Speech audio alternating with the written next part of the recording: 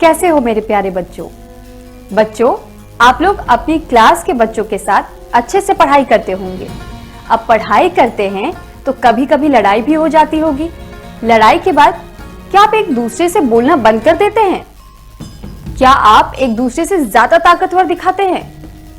बच्चों, हमें ऐसा नहीं करना चाहिए, बल्कि एक मुट्ठी की तरह मिलकर साथ रहना चाहिए। चलो, ये बात आज मैं आपको मुट्ठी और उंगलियों की कहानी के जरिए समझाती हूँ। ये बहुत मजेदार कहानी है, ध्यान से सुनना। एक बार की बात है, एक हाथ की पांचों उंगलियों का आपस में झगड़ा हो गया। झगड़ा सिर्फ इस बात पर था कि हम सब में से बड़ा कौन है। पांचों उंगलियां खुद को एक दूसरे से बड़ा साबित करने की कोशिश में लग गई। अंगूठा बोला, मैं सबसे बड़ा हूं। तभी दूसरी उंगली तपाक से बोली, मैं सबसे बड़ी हूं। बच्चों, दूसरी उंगली को हिंदी में तर्जनी उंगली भी कहते हैं। इसी तरह सारी उंगलियां खुद को बड़ा सिद्ध करने में लग गई, लेकिन कोई हल ना निकला। ऐसी हालत में सारी उंगलियों ने सोचा, चलो अदालत चलते हैं, वहीं कोई जवाब मिल पाएगा। पांचों उंगलियां अदालत में पहुंची, जहां उन्होंने जज साहब को सारी बात बताई। जज साहब ने उन पांचों उंगलियों से कहा, आप सभी एक एक करके यह साबित करो कि कौन सबसे बलवान है। जो सबसे बलवान होगा, मैं उसे सबसे ज्यादा शक्तिशाली मान लूंगा। अंगूठा बोला, मैं सबसे ज्यादा पढ़ा लिखा और बड़ा हूं, क्योंकि लोग मेरा प्रयोग हस्ताक्षर के स्थान पर करते हैं। जो हस्ताक्षर नहीं कर सकते, वो मेरा यानी अंगूठे का ही प्रयोग करते हैं। अंगूठे के पास वाली दूसरी उंगली बोली, लोग मुझे किसी इंसान की पहचान के तौर पर इस्तेमाल करते हैं, इसलिए मैं सबसे बड़ी हूं। वो जब भी कुछ कहते, इशारा करते हैं तो मेरा ही इस्तेमाल करते हैं। मेरे बिना उनकी बातें अधूरी रह जाती हैं, इसलिए मैं बड़ी हूं। तभी बीच वाली उंगली बोली, आप लोगों ने मुझे नापा ही नहीं, मैं इन सब में सबसे बड़ी हूं।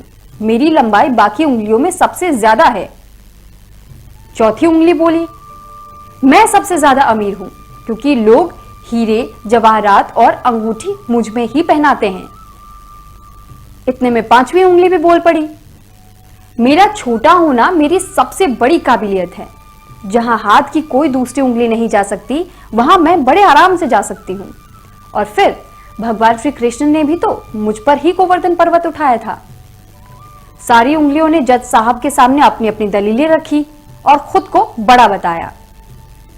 जज साहब ने सबकी बात सुनी और अब बारी थी फैसला सुनाने की। जज साहब ने अदालत में एक सेब लाने की बात कही। सेब अदालत में लाया गया। जज साहब ने अंगूठे से कहा, अंगूठे भैया, जरा इसे उठाकर तो दिखाओ। अंगूठे ने भरपूर जोर लगाया, लेकिन अकेले दम पर अंगूठा सेब को नहीं उठा सका। इसके बाद सारी उंगलियों ने एक एक करके कोशिश की, लेकिन कोई भी सेब नहीं उठा पाया। और आखिर में जज साहब ने सबको मिलकर सेब उठाने को कहा, तो झट से सारी उंगलियां एक हुई और सबने मिलकर सेब उठा लिया।